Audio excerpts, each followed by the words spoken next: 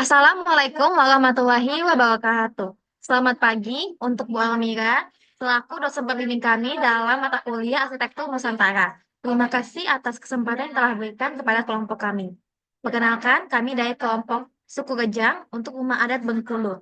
Saya sebagai moderator yang bernama Nafita Ramadhani, lalu ditemani teman saya bernama Aura Sukmareva, Desti Natalia, Arta Winata, dan Ama Rizky. Izin Bu untuk kami menjelaskan tentang tugas tiga kami yaitu analisis. Untuk materi pertama yaitu analisis keterkaitan bentuk dengan aspek budaya dan tradisi. Nah, ini adalah ritual membangun terhadap kesenian yang akan dijelaskan oleh teman saya Amal. Kepada Amal, saya persilahkan.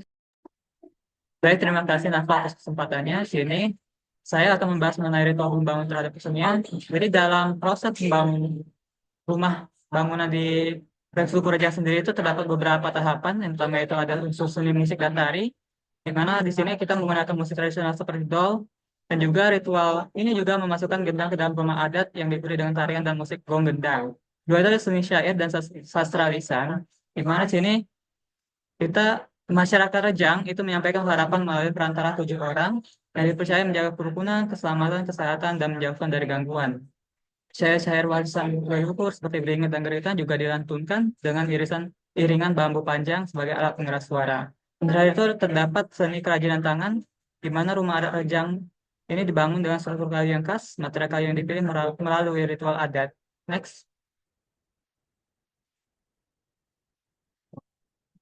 Selanjutnya itu mengenai ritual membangun terhadap hasil alam. Sini ada beberapa tahapannya. Yang pertama itu pengambilan dari dan pemohonan tanah, di mana di sini suku Rejang itu melakukan upacara pengambilan dan pemohonan tanah.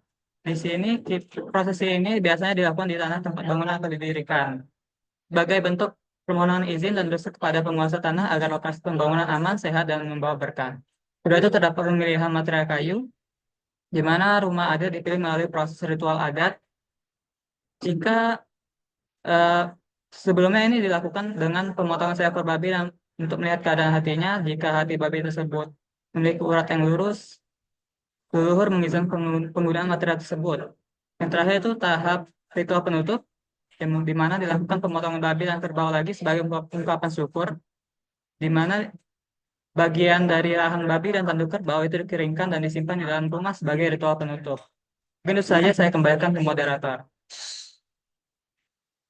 Baik, terima kasih banyak Amal. Sekarang kita akan membahas tentang ritual membangun terhadap mata pencarian, yang dimana ini akan dijelaskan oleh teman saya yaitu Arta. Pada Arta kami persilahkan. Baik, terima kasih kepada Naflah. Di sini saya akan membahas tentang ritual membangun terhadap mata pencarian. Pada peta ini bisa dilihat bahwa mata pencarian utama masyarakat Rejang Lebong berada pada sektor pertanian. Orientasi permukiman tradisional masyarakat Rejang Lebong secara umum mengarah ke utara sesuai dengan arah punggung bukit, yaitu tempat mereka bertani. Nah, orientasi rumah ini menghadap ke jalan untuk memudahkan aksesibilitas, karena sebagai petani, aksesibilitas sangat diperlukan untuk mengangkut hasil panen dari sawah atau kebun menuju rumah. Nah, kemudian di sini ada salah satu ritual yang menjadi contoh nyata hubungan antara pembangunan rumah adat dengan pertanian, yaitu ritual nundang benak. Upacara ini dilakukan secara sebelum menanam padi, di mana kepala adat membacakan mantra di sawah sambil menebar bibit yang telah diberkati di berendo atau teras rumah. Prosesi ini melibatkan penggunaan berendo sebagai ruang persiapan alat tanam dan penyimpanan benih. Hasil panen kemudian disimpan di geligel atau loteng rumah yang juga merupakan ruang tidur anak perempuan sebagai simbolisasi perlindungan terhadap sumber pangan. Baik, saya kembalikan kepada Naflah. Baik, terima kasih banyak Arta. Di sini selanjutnya kita membahas kebahasan kedua, yaitu analisis keterkaitan bentuk dengan alam lingkungan. Yang pertama itu sistem tata ruang kawasan terhadap topografi kawasan, yang dimana akan dijelaskan oleh saya sendiri. Jadi rumah tradisional suku Gejang ini seperti rumah Tahe Ape Tua Selang Patang Sungkemang memiliki karakteristik unik yang dipengaruhi oleh kondisi geografis dan topografi daerah tersebut. Topografi yang berbukit dan ketinggian yang bervariasi antara 100 hingga 1000 mdpl memberikan tantangan tersendiri dalam perancangan dan pembangunan rumah adat. Adapun terdapat karakter tersendiri pada lanskap rumah adat suku Gejang ini. Lanskap pemukiman adat Gejang memperlihatkan karakter unik yang terbentuk oleh landform berbukit seperti ketinggian dari 700 hingga 800 mdpl dengan elemen-elemen pembentuk yang mendominasi berupa tutupan lahan hutan, persawahan, dan kebun atau ladang. Terdapat juga sungai yang mengalir melintasi desa ini. Permukiman masyarakat adat Rejang itu sendiri relatif masih terjaga baik secara arsitektural maupun pola pemukimannya. Dan pola pemukiman pada suku Rejang ini itu linier, menjadi ciri dari pemukiman Rejang dan pemukiman lain yang berada pada pucuk bukit di kaki gunung. Di gambar sebelah saya ini ada sedikit gambaran tentang bagaimana kawasan dari salah satu desa yang masih banyak masyarakat Rejangnya. Nah, di sini pada umumnya pola pemukiman tradisional masyarakat Rejang di berbagai tempat memiliki kesamaan, yaitu fase rumah menghadap jalan dengan pola pemukiman linier yang terletak di bukit. Hal ini juga sudah dijelaskan oleh tadi teman saya Arta. Hal tersebut disebabkan karena masyarakat adat Rejang memiliki hubungan kekerabatan yang sangat kuat serta memudahkan berkomunikasi antara satu dan lainnya, sehingga terbentuknya pola pemukiman masyarakat adat seperti itu. Pemukiman ini mengikuti sirkulasi jalan, baik jalan utama maupun jalan sekunder yang mengarah ke perkebunan sekitar pemukiman. Kosmologi masyarakat adat Rejang ini karena topografinya, perbukitan yang lebih tinggi dianggap dunia atas atau bagian kepala, yaitu tempat beribadah nenek moyang mereka, sehingga dapat memberikan kehidupan yang lebih baik. Selain itu, karena sekitar pemukiman yang memiliki topografi yang lebih rendah dapat dijadikan atau diolah menjadi perkebunan dan persawahan yang merupakan sumber pangan dan penghasilan dari masyarakat.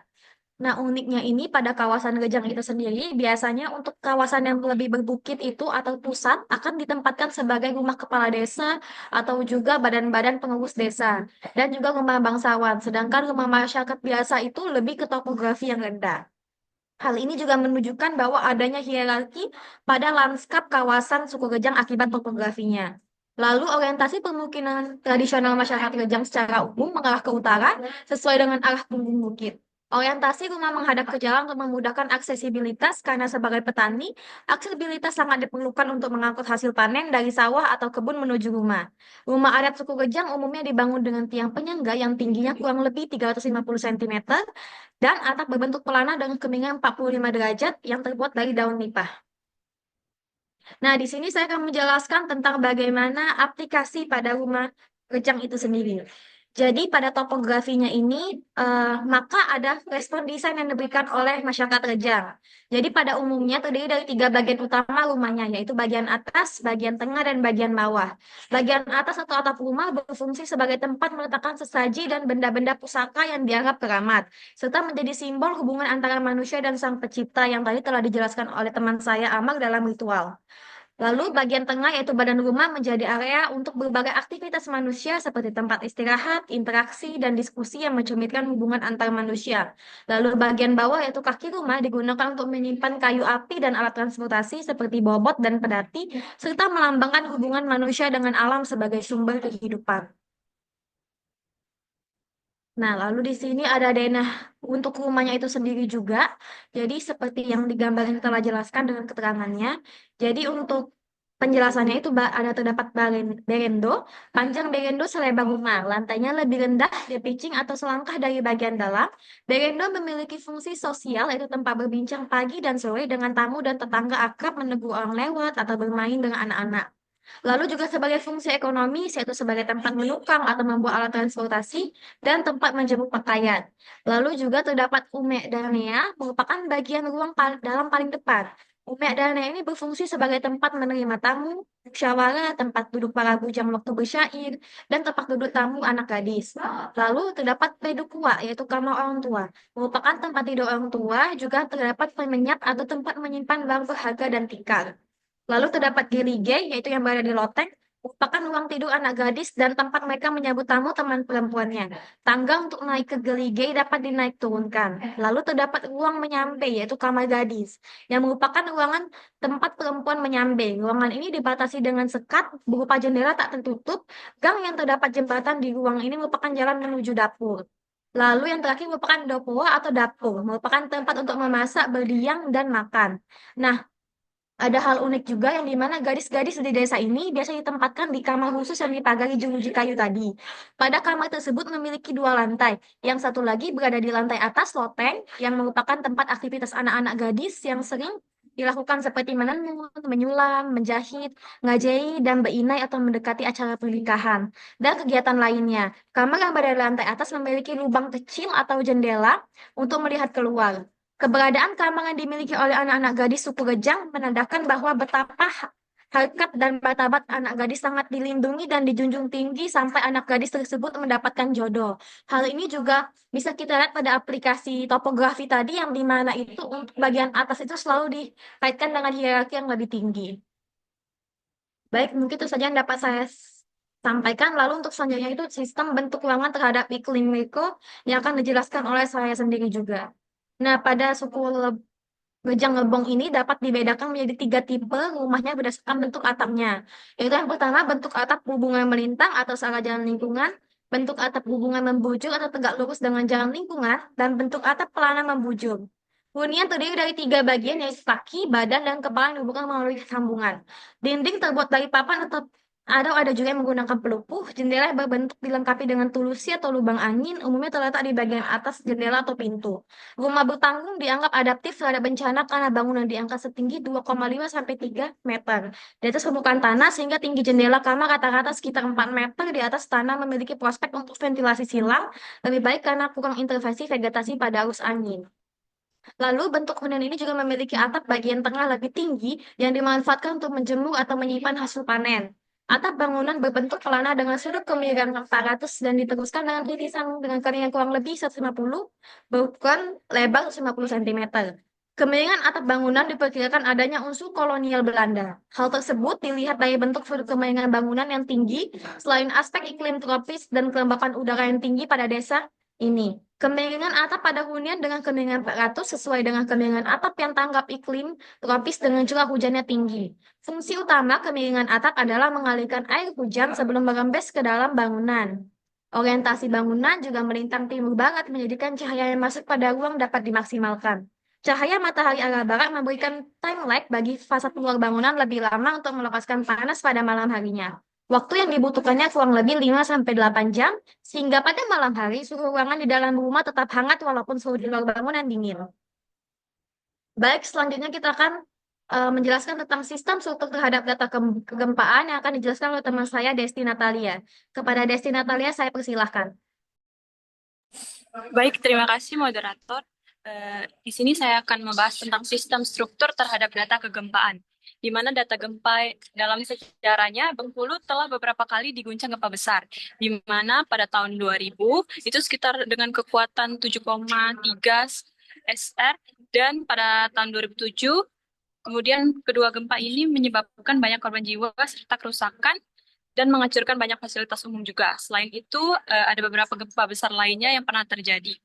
Dari catatan sejarah ini menunjukkan bahwa Bengkulu merupakan wilayah yang sangat rentan terhadap bencana gempa bumi. Next.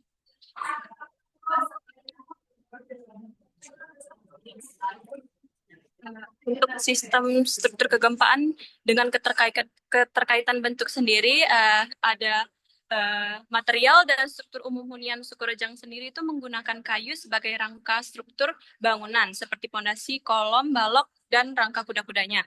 Sehingga hunian suku Rejang cenderung memiliki bahan bangunan yang ringan.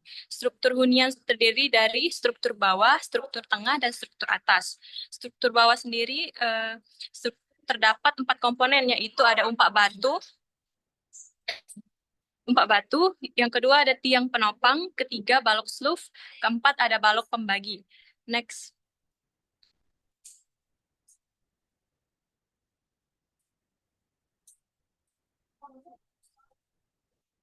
Kemudian B, struktur tengah. Pada struktur tengah terdapat beban hidup, yaitu beban manusia dan beban mati.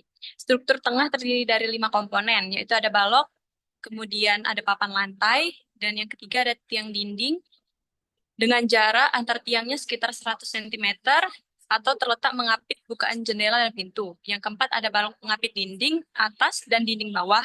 Yang kelima ada papan dinding dengan tebal sekitar 2 cm. Next. Yang ketiga ada struktur atas, di mana struktur atas merupakan bagian struktur yang lebih ringan dibanding struktur di bawahnya. Kuda-kuda atap menggunakan material kayu dengan dimensi 10 cm sampai 12 cm, dengan bentang kuda-kuda kurang lebih 8 meter, yang berjarak kurang lebih 1 meter. Kemudian ada sistem sambungan, di mana hunian suku Rejang memiliki detail sambungan karena sistem konstruksi hunian bersifat knockdown. Pada pada konstruksi bagian struktur bawah terdapat colokan pada tiang penopang dengan balok sloof. Sambungan takik antar kayu ditumpu di atas tiang penopang. Kemudian pada struktur tengah, dinding disusun secara horizontal dengan sistem sambungan lidah dan dijepit pada kolom maupun kusen bangunan. Next. Perbandingan hunian sebagai bangunan adaptif di daerah rawan gempa, di mana bentuk massa hunian Sukorejang sendiri itu tuh berbentuk persegi panjang dengan ukuran perbandingan 1:2 antara lebar dan panjangnya. Kemudian rasio ini juga sesuai dengan prinsip bangunan tahan gempa sesuai dengan SNI, bahwa denas sederhana dan simetris dapat mengurangi resiko saat gempa bumi. Dinding kayu memiliki beban 15 kali lebih ringan dibandingkan dengan bata. Balok pengapit memperkuat hubungan antara kolom dan balok di atas, sementara rangka dinding meningkatkan kekakuan struktur. Kemudian perbandingan rasio ketinggian pada struktur bawah, struktur tengah, dan struktur atas itu rasionya adalah 1,5:3 dan banding 3. Dapat ditarik kesimpulan bahwa material yang berat terdapat di struktur paling bawah dan material ringan terdapat di struktur atas secara seimbang. Next.